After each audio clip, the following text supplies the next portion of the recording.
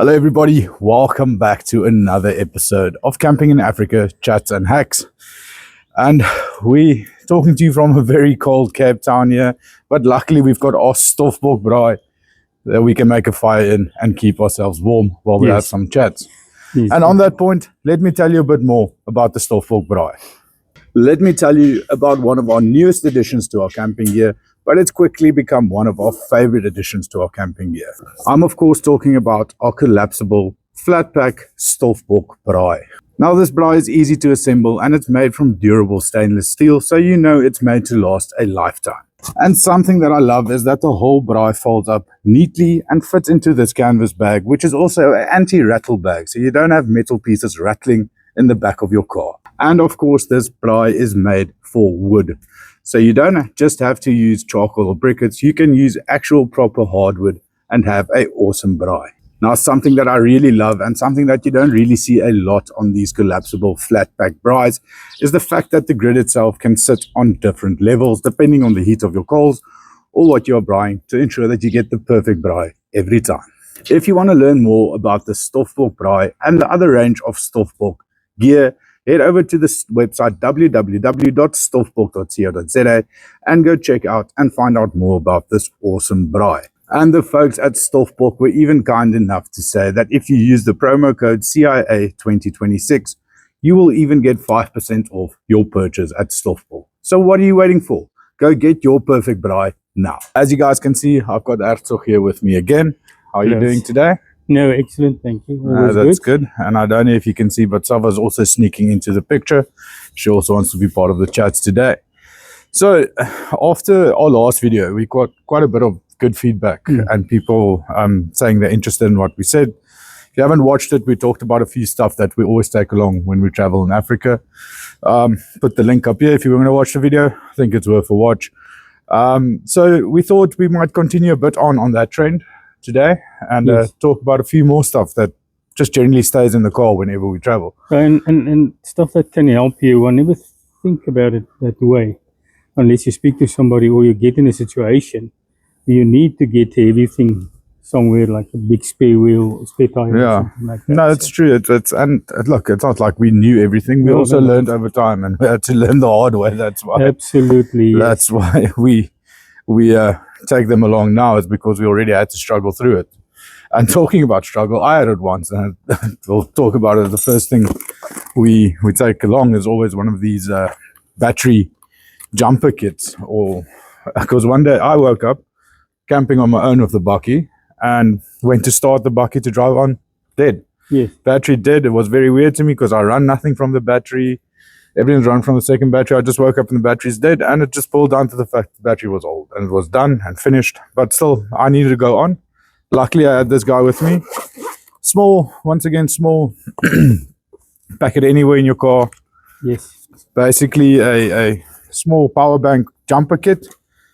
You plug it in to your clamps, or you plug the clamps into it, put the clamps on your battery, and you've got a boost and a jump when you're on your own traveling through Africa, or if you're just stuck next to the road and you can't wait for someone to get there. Always handy to have with you and get going. Yeah. It gives you a bit of freedom, I think, not being with somebody all the time. So and it's yes, obviously if you're in the bush and you're on your own you need it, but if you're stuck next to a dangerous road as well, it's you have to get going and you're stuck and your battery's dead. Just to get your car going again, at least you can get to a safe spot then. And it's versatile as well. Look, I've used it as a power bank when I'm filming, doing some last campsite I went to. I did some star shooting time lapse. I needed the GoPro to run throughout the whole evening. Plugged it into here, and that took the GoPro the whole evening. Yeah. So it's a decent power bank as well. We can run some of our lights off it as well. Yeah, and it's a torch. It's a torch. It's got a flashlight built in. Very nice sharp torch. Yeah, if you've got the correct fittings lights, you can run your lights off it. If you're in the middle of nowhere and you need to run lights as well. Yeah. So a very useful and versatile tool to take along. We've literally got one in all of our cars that stays in the car. Just take it out and keep it charged. That's also important to remember, that you don't get there and this battery is also flat, because then you've got an issue. And switch it on when you use it. I was quite embarrassed with that once because I also explained to people this, and I put in the light and it goes on and off and off, and then I realized I didn't switch the. But that power might just be because you're technologically disadvantaged. That is true. I will never argue with it. And what makes that nice is we charge it from the vehicle's lighter, from electricity, and our solar panels. So Yeah. you can always You charge from everywhere. from every. It's just a USB port, basically, an old USB Yes. port that you plug in, and you can charge it literally while you're driving. Yeah. Or, as you said, plug it into the solar panel. Yes. So that's my first thing I wanted to talk about that we always take along as well. Very helpful, as I said, helped me out of a tough spot before. So you've got some stuff there in front of you. What do you want to talk about? I call this unusual stuff I carry with me because it is. I don't think everybody have stuff like this, but to get it made up or something like that is quite easy, I think. And this thing is, we used to call it a toggle toe. Today we call it the easy recovery piece of equipment. That's just a 3-ton braking power piece of rope like this. And what we use this normally for is for quick recoveries. I mean, it's not necessary if a vehicle is not that stuck right in front of you that you have to use a winch or put in all the heavy recovery gear that gear. you don't have to take everything out of your recovery bag and stuff like this. This I carry 3 of them to link them, and they link quite easy. The next one you just take and you put it over there.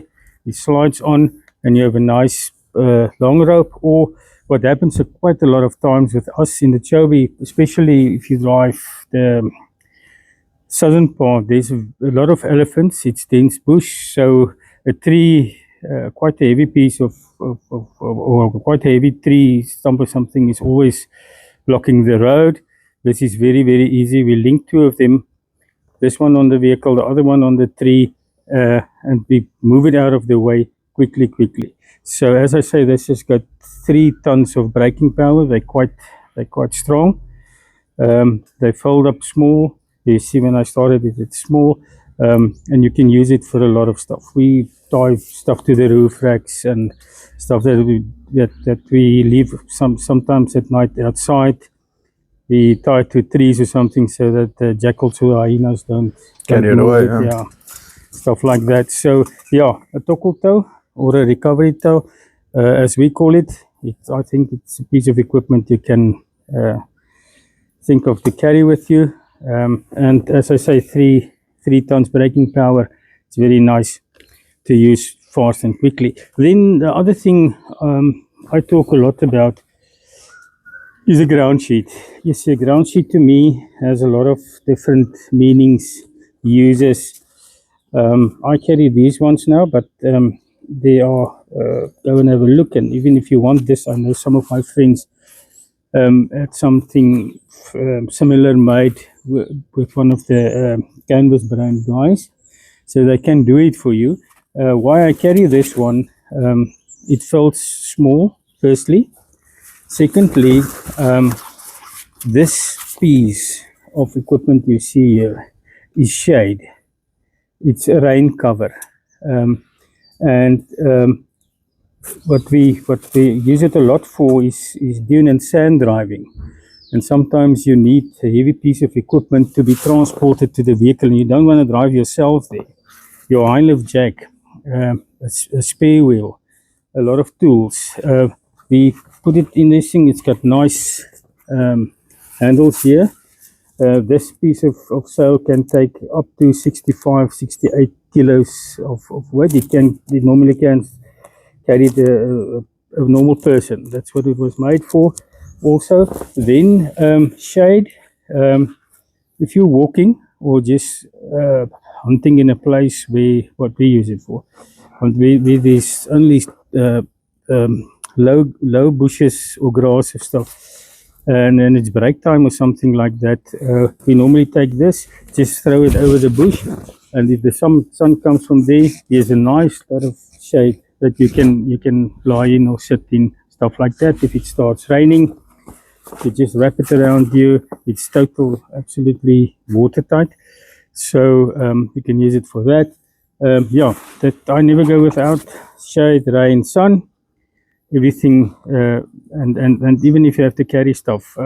You see, this particular one looks like this because I carried a couple of times when we hunted kudu's back or part of the body, Part of the carcass you've yeah, been carrying in. yeah, carry off a rocky hill. You can't even get there with a tractor. Then we use this to get stuff to the bucky or the vehicle, and also, as I've said, spare wheels and stuff like that. So yeah, I love my ground sheet. Lots of times when we were young, I would only take this out when we stopped next to the road, open the doors, slam this part of the sail in the door, that part a stone or two, and that was my tent for the evening. And that up until I met my wife, she don't do that, and she's not interested in doing that. So, Yeah, I think it's good. It's good equipment you talk about. My use that I usually use the ground sheet for is because I'm the guy who usually fixes everything. I have to lie under the car on the gravel road and fix that. So that's also nice. You don't necessarily want to be in the dust, and you're going to get dusty, but at least you can lie on something Yes, when you're yes, fixing stuff, definitely. and especially in sand as well. yeah, If you're in the D's, you have to go under and fix something under the car. Then you've at least got something to lie on. yeah, and it's sometimes the sand is hot and stuff like that. You'll experience that yourself if it ever happens to you. In the normal, the sand gets hot, really, Yeah. really hot. You won't lie with naked legs or just a shirt or a trousers on there. It burns. Yeah, no, definitely. I think once again, some great stuff that you brought here. I think it's, as you see, it's small stuff, easy to pack. Yeah, easy to pack, doesn't take up space, and when you need it, it's we've moved a lot of trees out of the roads with the tokkel tow. Yeah. As I said, I've spent a lot of time on my back under Land Rovers. On the ground sheet and the power bank has saved me when I'm traveling on my own, and the battery was Yeah. dead and I couldn't. So Yeah, no, as we absolutely. said earlier, we've learned our lessons over the years through making mistakes and through finding it out the hard way. So that's why we like to share with you guys. And once again, if you guys have something you want to share with us, Yes, please. throw it in do. the comments. Tell us what you think about these acts or chats or anything you want to talk about. Throw it in the comments. We'll see what we can talk about, what we know about it, if we know about it as well. And we also like to learn from you. Yes. So We like to learn. 100% throw it in there. But I see our calls are coming on. So I Yes, think it's almost time for a braai. Lekker braai, yeah. So as always, happy camping. Until next time. Keep well. Cheers. Bye-bye.